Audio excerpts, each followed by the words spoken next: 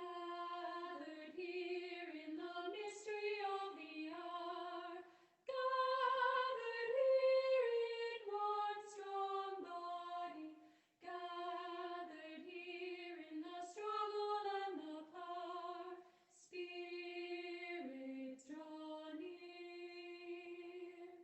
Gathered here in the mystery of the hour, gathered here in the mystery of the body, gathered here in the mystery of the hour, gathered here in the mystery of the body, gathered here in the struggles and the body, gathered here in the struggle and the power, gathered here in the mystery of the hour, gathered here in the mystery of the body, gathered here in the struggles and the body, gathered here in the struggle and the power, Spirit, draw near.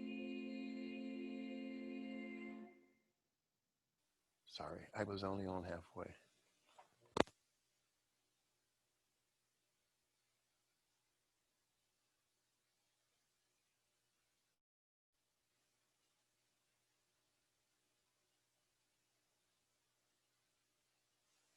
How's that?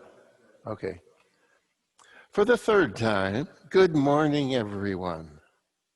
Welcome to our Sunday morning worship service at the Unitarian Universalist Congregation of York. I am Robert Felton, and I will be helping to lead our service this morning. Today, we acknowledge the Jewish New Year, Rosh Hashanah, as well as the Autumnal Equinox, the pagan celebration of Mabon, the second harvest. We also remember Justice Ruth Bader Ginsburg, who died this past Friday at the age of 87. We mourn her loss. Our service this morning includes the work of several performing artists, some who will be familiar. We invite you into a spirit of quiet meditation and contemplation as we begin our service. And so we come together again this morning for worship and fellowship as, in the chat box, we greet old friends and new visitors alike. In keeping with our Unitarian Universalist tradition, we light a chalice as we begin our service. We invite you to light a candle at home. Our chalice lighting words today are "The Abundance of Our Lives Together" by Katie Gelfand. We light our chalice as a symbol of gratitude as we celebrate the abundance of our lives together. In this sanctuary, we harvest bushels of strength for one another and offer our crop with the hands of compassion and generosity. In the authentic and gentle manner of our connections, we cultivate a simple sweetness to brighten our spirits. May we be grateful for the ways we nourish and uplift each other, for it is the sharing of this hallowed time together that sustains us.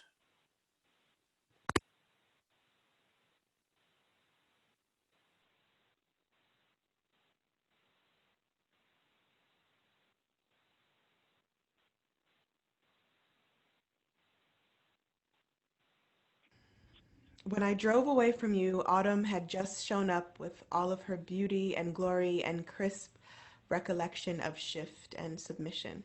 How fitting. A season of change and death and rebirth. I was alone for the first time in a long while, and my journey away had been waiting for me, without you, with arms opened like tree branches and a planet that had been set on fire by the sun. When I drove away from you with nothing but my heart on my sleeve and the ocean in my eyes, the whole world opened up like parting skies and blooming belonging that I'd been begging to be free. I was alone for the first time in a long while, and the the love I'd been waiting for.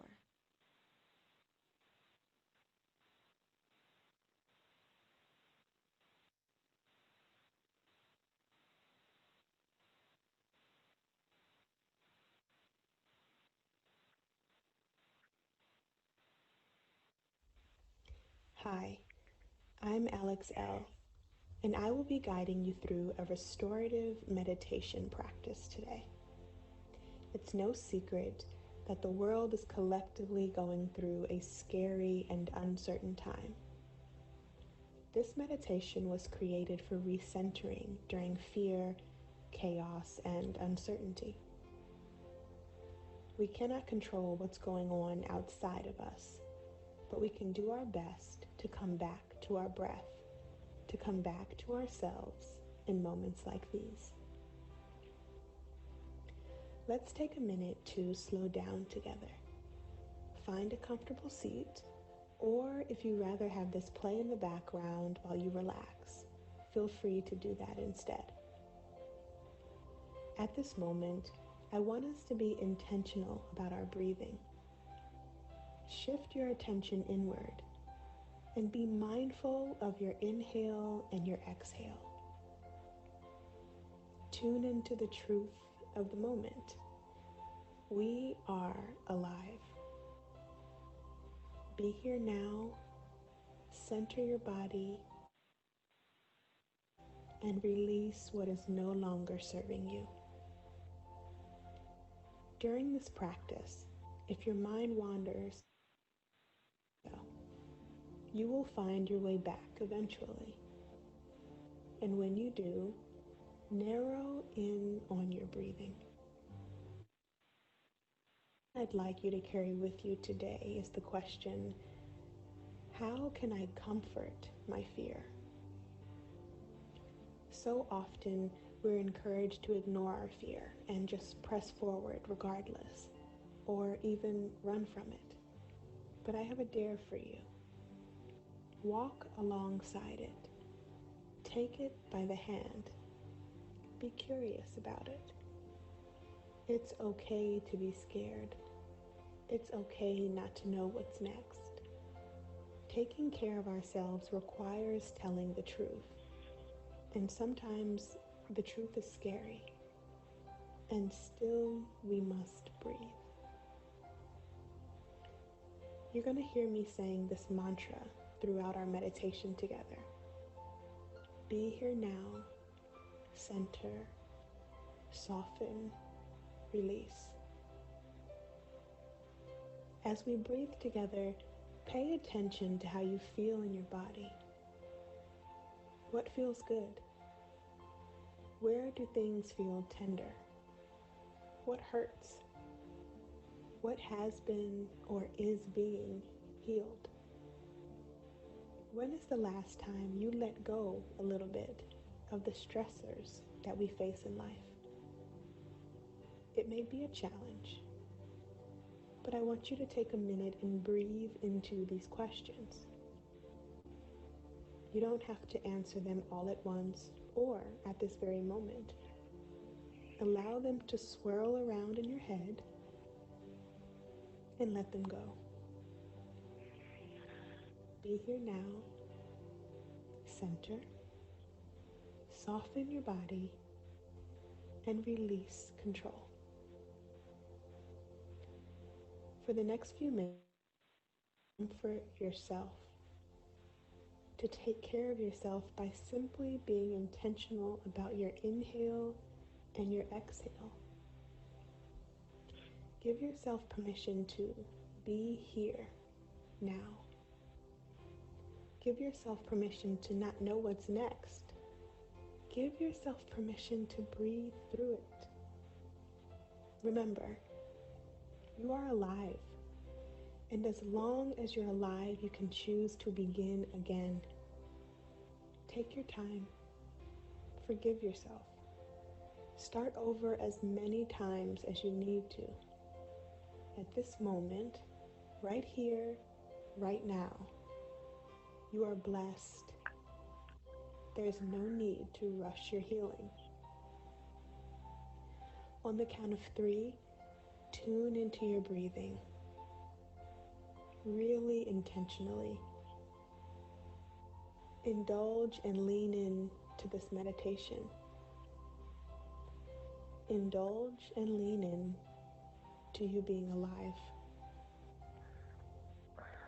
Be here now. Center your spirit. Soften your shoulders. And release. Breathe in deeply here for 3, 2, 1. Tune into your body. Slowly exhale through your nose here for 3, 2, 1. Let's try that again. Breathe in here for 3. Breathe out for 3. I want to leave you with these words of encouragement. You don't always have to be strong. Resilience is in your blood regardless. It's okay to not be okay because you will always find your way home. Release the urge to figure things out. Receive the blessing of being alive right now. Center, soften, release. Feel the rise and fall of your belly. Allow the fear to just exist. Give it space to be what it is. Relax your body. Be here now. Center, soften, release. You deserve this moment. You can have this moment.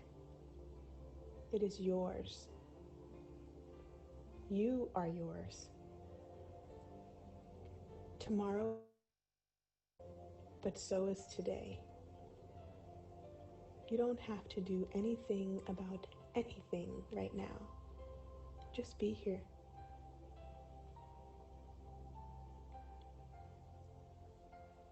Repeat after me. I don't have to know what's next. I will do my best today with what I have. I am worthy of my time. I can show up as my full self. I will release when I'm ready. As we start to bring our attention back to the body, I want you to remember your worth. Discover your purpose. Address your fears. And just be here. In times of stress, you can rely on your breathing to support you. Give yourself grace today and always. I hope you enjoyed our time.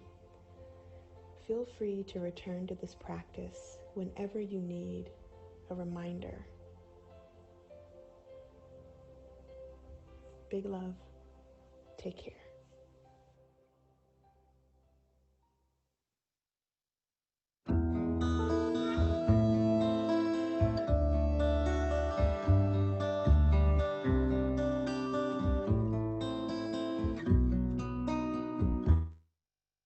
יהי רצון מלפניך אדושם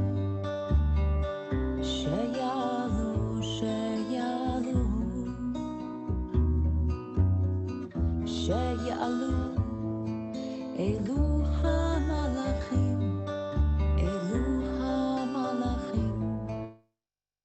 השופר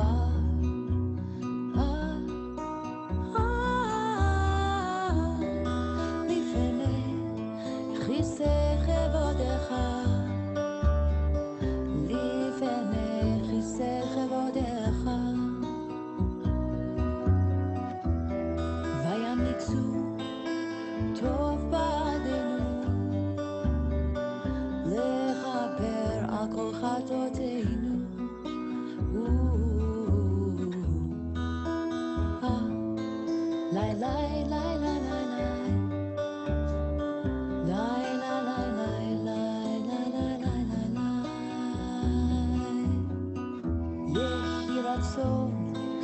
מלפניך אדושם שיעלו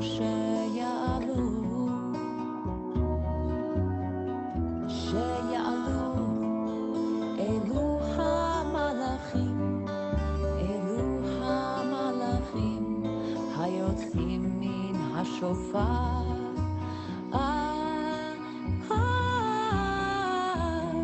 לפני כיסא כבודך לפני כיסא כבודך וימליצו טוב בעדנו לכפר על כל חטאותינו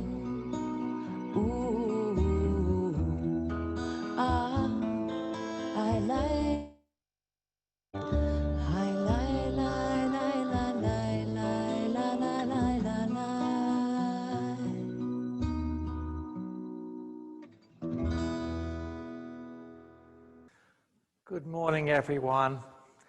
Welcome once again to the Sunday morning worship service of the Unitarian Universalist Congregation of York. If there's anybody new here, I'd like to introduce myself. My name is Reverend Terry Cummings. I'm the minister here at UUCY, and it's my great pleasure to be here with you this morning as we celebrate the Jewish days of awe and the autumnal equinox. I know you'll forgive me if I depart from my announced topic for this morning's worship service. I spent much of the day on Friday thinking about the message that I wanted to share with you today as we celebrate the Jewish days of awe and the autumn harvest. The death of Ruth Bader Ginsburg and the recent death of Wally Lamb caused me to kind of go in a different direction. So I hope you'll forgive me if I just wander a little bit today. The last couple of weeks, I've shared with you how lament, even though we know there are reasons for hope, the things that are going on in the world cause us pain, and it's okay to cry out with pain sometimes. And this morning I want to share with you that it's also okay to get angry, to vent sometimes too. We are a gentle, angry people, and some things are going on in the world that make us angry, and they make me angry. And I thought I would share some of those things with you this morning, and I know that you will forgive me. The last couple of weeks, though, I've been reading a book called American Harvest by Marie Mitsuki Mockett. It's a story of, or it's really a description of the author's summer with a Mennonite family or families driving across the American heartland in combine harvesters. Based in Lancaster, Pennsylvania, and the author joins them on their annual trek across the country as they harvest wheat, barley, and other in Texas, Idaho, Oklahoma, the Dakotas, Colorado, all over the country. And the author describes her conversations with this very religious group of people and how they highlight the divide that is so stark in the country today between city dwellers, rural dwellers, people of faith, people who are questioning. And that story is what led me to believe that what is missing so much is communication, and how, as I put in my original sermon title, we need to hold the hand that feeds us. On Friday, I started gathering all of my thoughts to put together for this sermon, but what was sitting so heavily on my heart were the two visits I'd had with Wally Lamb on Wednesday night and Thursday morning. Wally was so dearly beloved by this congregation, And he was dearly beloved by me in the year that I've gotten to know him and gotten to know you. And as I pondered on my service and my sermon for today, I couldn't help thinking about my last hours with Wally on Thursday morning.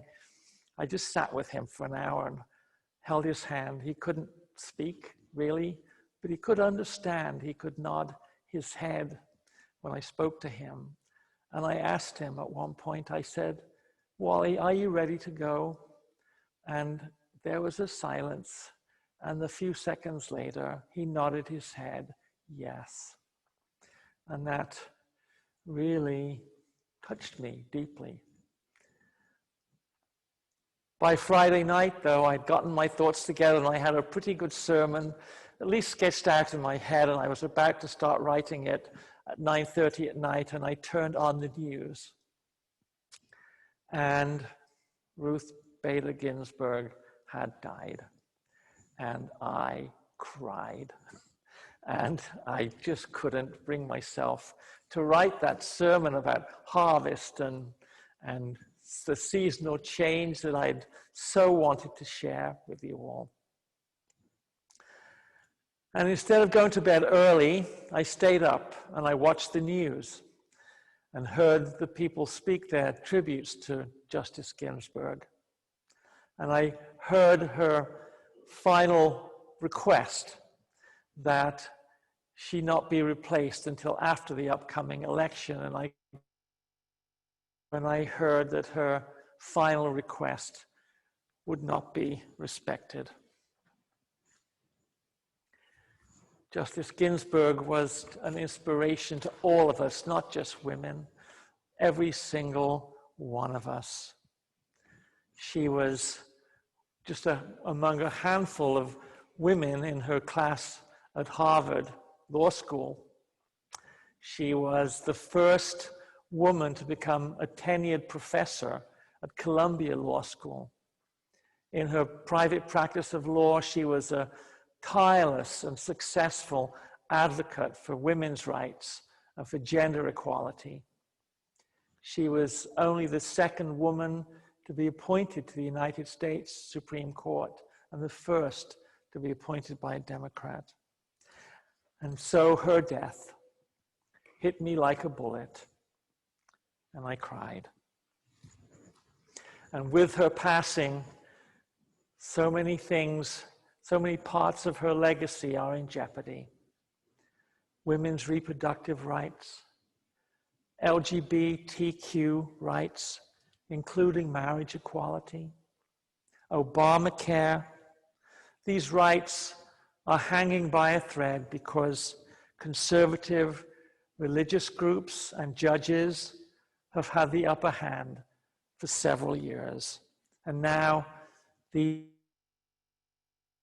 progressive ideals are hanging by a thread and maybe face a death sentence. And so I stand here vexed off, upset and angry. Did anyone really expect anything different in the wake of Justice Ginsburg's death? Did we really believe that perhaps those in power would respect her dying wish? I kind of had that hope, but that hope has been diminished the last 24 hours. As a minister, it's part of my responsibility matters of politics. After all, we are welcoming of everyone, Democrats and Republicans alike. And in general, I am pretty neutral on matters of politics. Many of my former clients in my professional life were Republicans, people who believed in small government, in low taxes. I too ran a business in New York City and was subject to all sorts of state and local regulations that made it harder for me to hire people.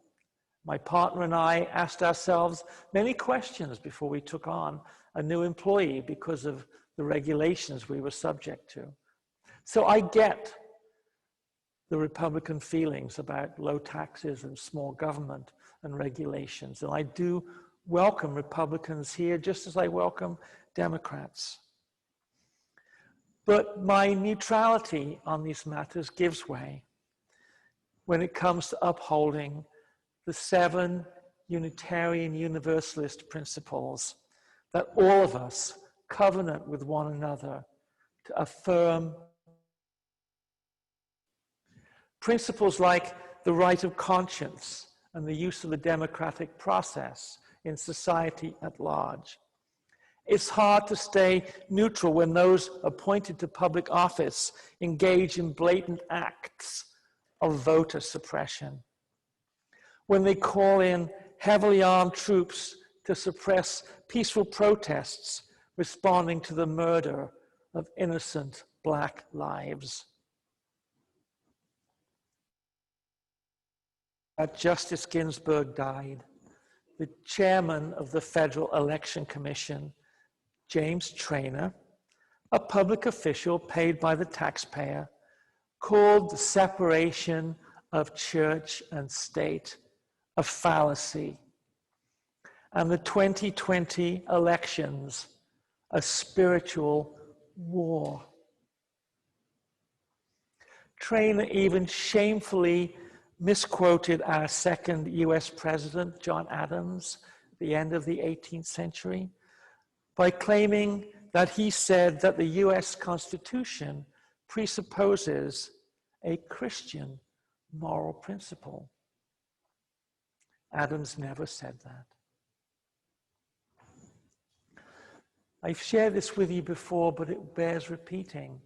50 years ago, a well-known Unitarian minister and former professor at Harvard Divinity School, James Luther Adams, made a prediction about the resurgence of fascism in America. He predicted that the next time fascism rears its head, and I'm sort of quoting him from memory, the enemies of freedom will not come to save us, wearing brown shirts and shouting Der Führer. They will come waving the flag and holding the Bible. How many of us have seen people driving around in pickup trucks lately with oversized American flags, the big stars and stripes waving at the back of their vehicles, wearing camouflage uniforms and carrying long guns? And who can forget the shameful when our president had himself photographed in front of the church in Washington Square, in Lafayette Square in Washington, symbolically holding a Bible and looking like Mussolini to me, frankly, posing just like the former Italian dictator. And that scene was only made possible after peaceful demonstrators for the rights of Black lives had been dispersed by violent means. James Luther Adams was prescient. Today's enemies of freedom are acting precisely as he predicted, waving the flag and carrying the Bible in order to justify acts of violence, repression, and oppression and suppression. Federal Election Commission Chairman Traynor's claim that the separation between church and state is a fallacy is nothing new, as alarming as it is. The First Amendment provides that Congress shall make no law prohibiting the free exercise of religion. But for decades, religious groups have sought to use the First Amendment not as a shield, but as a sword to impose their religious views on all of us by supporting laws that take away our freedoms, in particular, women's freedom to control their own bodies.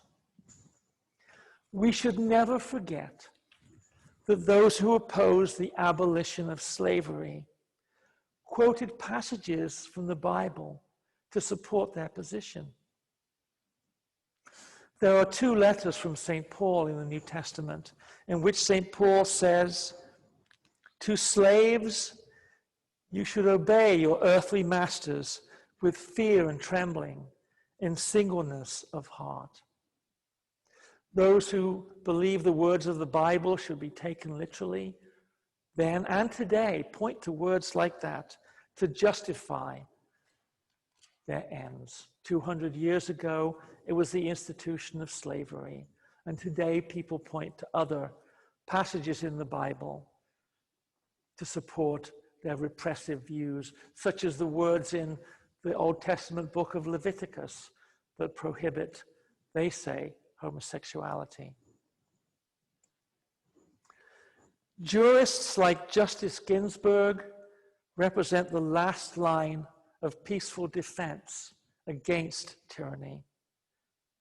Since her appointment to the Supreme Court, Justice Ginsburg was a staunch defender of women's rights, and she will be hard to replace by any president.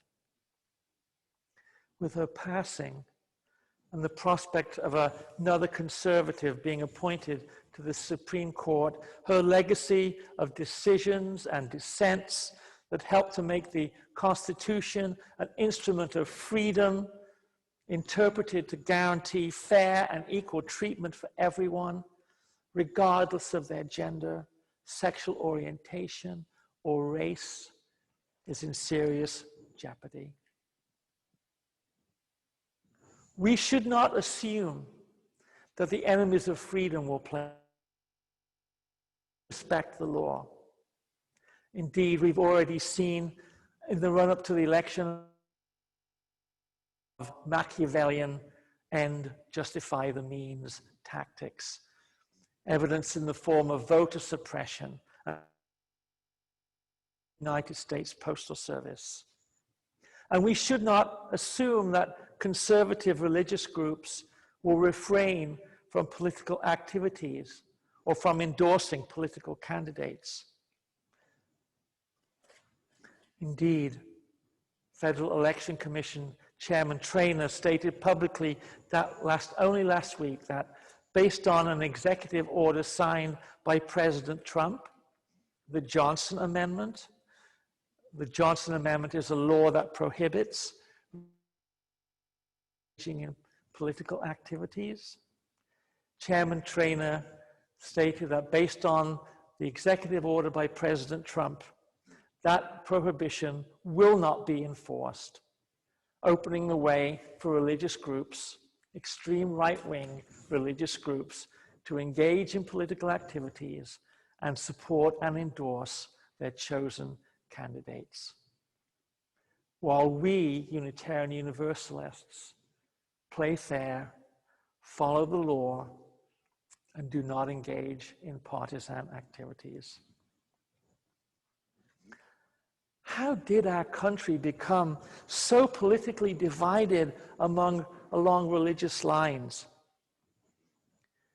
The answer lies in part in the complicated history of the churching of America.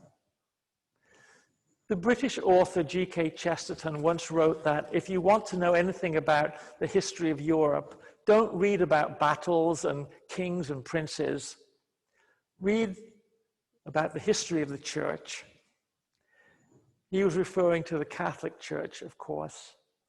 But the same is true about the history of America. There is so much in the history of the churching of America that dictates where we are today, that is so overlooked because we focus on things like the parts of American history, the Puritans, the settling of the West, the wars against the Indians, and sometimes lost in the smoke of that is what happened as America went from a place where the Puritans from England became a diverse, mostly Christian country as successive waves of immigrants came and brought their religions with them.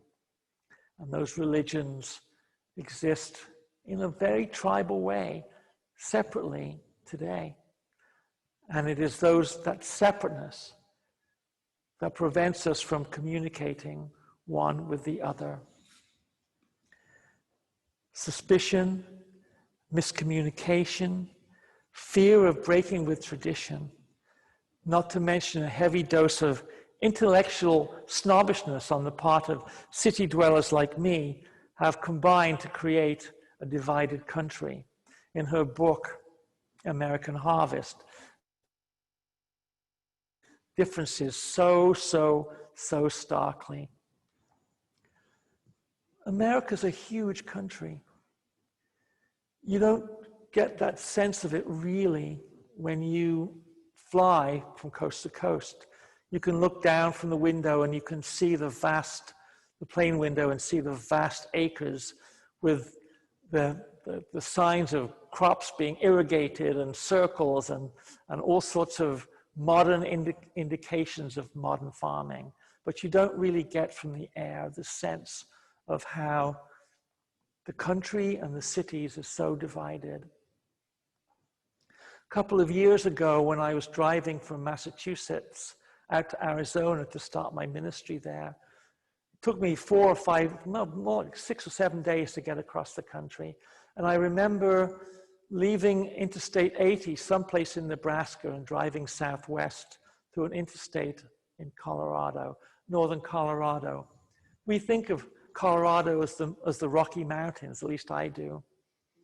But for hours and hours, I was driving through empty prairie with cattle all around me.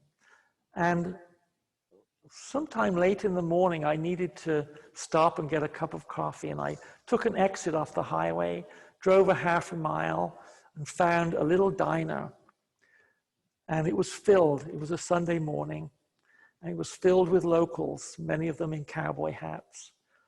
And I stopped, I bought a cup of coffee, and I used the bathroom, and I looked around. And I just felt like I was in a different country, a different world. And those different worlds still exist and have existed for generations. As I drive around here locally in York, and in York County, and I see the Trump-Pence signs on people's lawns, and I understand how divided we are. After the drama of this election has subsided, it will be time for those of us who are UUs to reach out to those who have gone to demonstrations shouting, "You will not replace us," and we will need to extend the elbow and reconciliation. Justice Ginsburg often quoted Judge Louis Brandeis's famous line, "The greatest menace to freedom is an inert people." We UUs cannot be inert. Ours is not a casual faith. But we are a gentle, angry people. Right now, I'm feeling pretty angry, and I'm so grateful to you for letting me share that anger with you this morning. And I know many of you are feeling it with me. As I fell asleep on Friday night, late at night, a thought popped into my head that gave me hope. The darkest hour is before the dawn.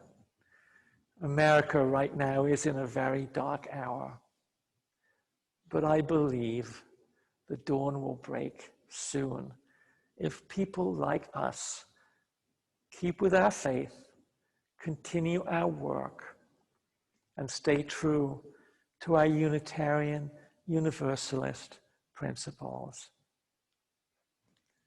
May it be so.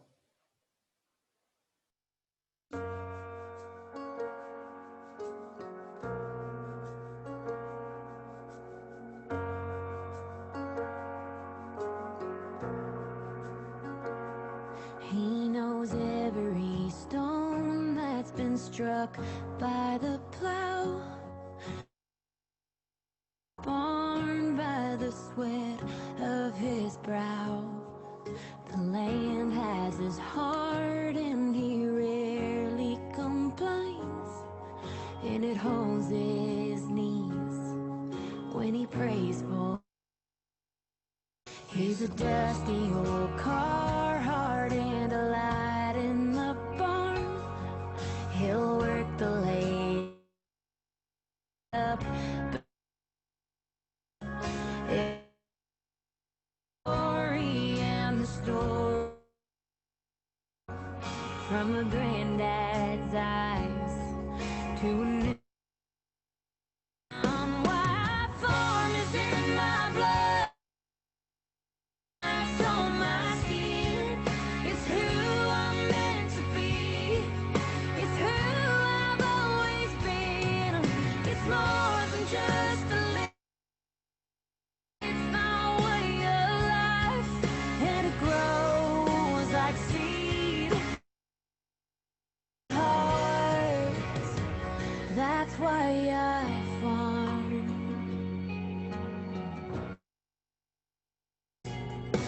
We always pulled through when we thought we would break.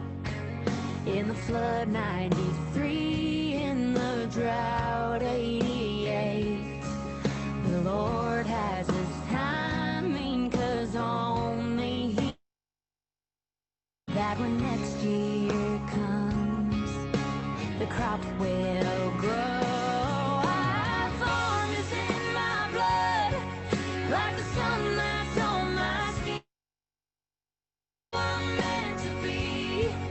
It's who I've always been. It's more than just a living. It's my way of life, and it grows like seed inside my heart. That's why I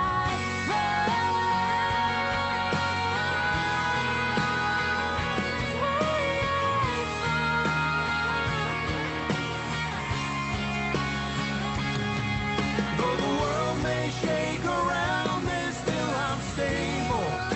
As I'll work this land.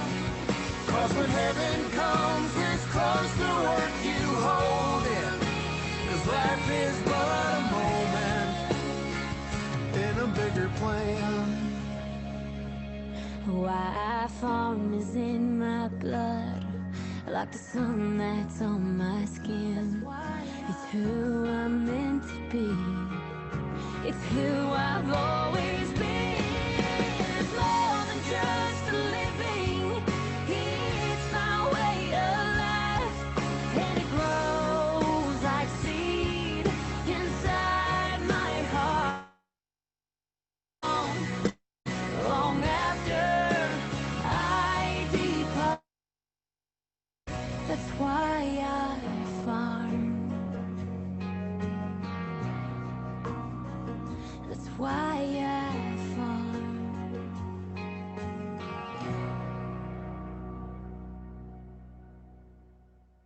So I'm going to ask Robert to light one final candle. I know poor Robert's struggling with the candle this morning, but in our hearts and at home, let us light a candle for all of our unspoken joys and concerns, those we carry in our heart. And as I share with you every week, may the joys be magnified and the sorrows diminished by the sharing. I have some closing words for you. They were written by my colleague, Reverend Laurie Gorgas Laban. Balanced in the center between the longest and shortest days, equinox.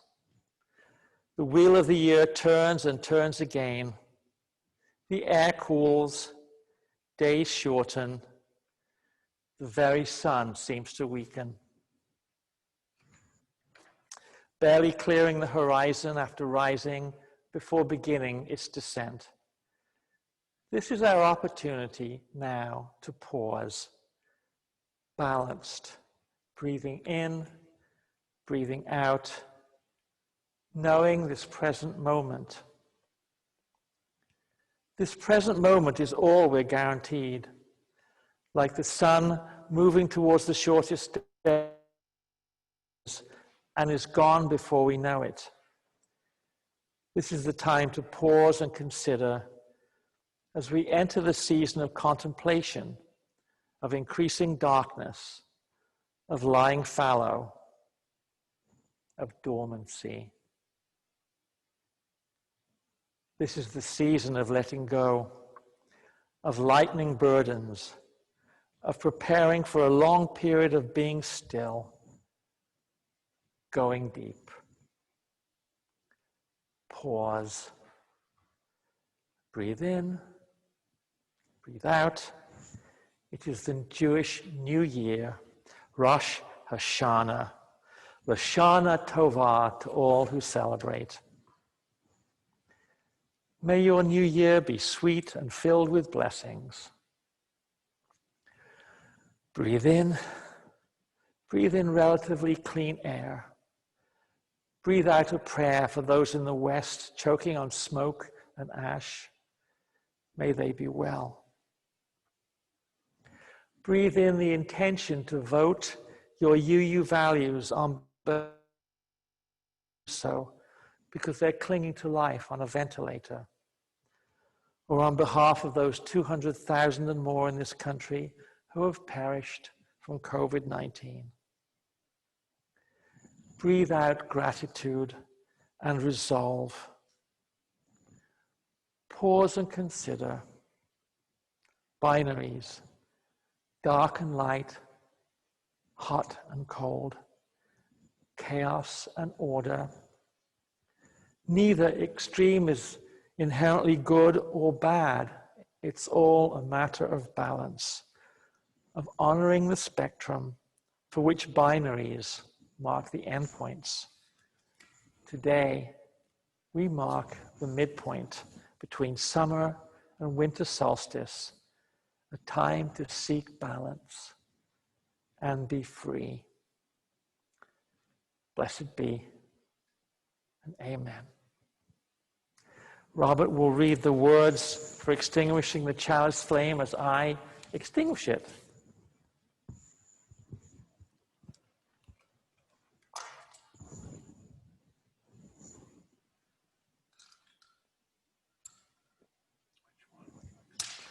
Go ahead. We extinguish this flame, but not the light of truth, the warmth of community, or the fire of commitment. These we carry in our hearts until we are together again.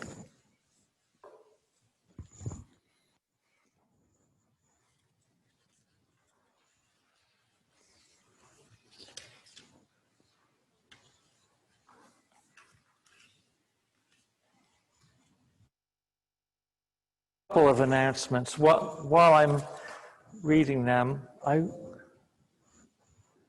would invite you to take a look at the link that's been posted in the chat for giving online.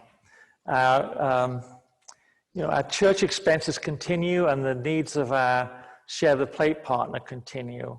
Instead of doing a separate announcement for sharing the plate and doing the offering this morning, I thought it would be best to leave it to the end and not interrupt the flow of the service. But our needs are still ongoing, and we ask you to be as generous as you possibly can be and make a donation via the online link that was shared on Friday with the announcement, which I believe is now in the chat box. One other announcement, Julie Amberg asked me to share with you that the 2020 auction is coming up. The UUC auction website is now open and ready to record your donations. You may either use the donation form on the site and enter the item information yourself, or ask one of the auction team members, Karen Wishart or Julie Amberg, to do it for you. The website address can be found in the beacon and on Facebook. Please consider donations that complement these COVID times, such as home-cooked treats, outdoors events, art objects, dinners out, and so on. The deadline for donations is October 19th, which coincides with the deadline for registering to vote. And for those of you who've been following my announcements, please sign up if you have the time to participate in UU the Vote trainings and mass textings and our phone bank. There is information that I've shared with you, and I will continue to share with you between now and the election registration deadline. Thank you so much for joining us this morning. I think there's one more piece we have to play, but as we end our service, our worship ends, our service begins. May your roots grow deep, may your branches grow wide. Go now in peace. Thanks for joining us this morning. I love you. I really do. See you next week.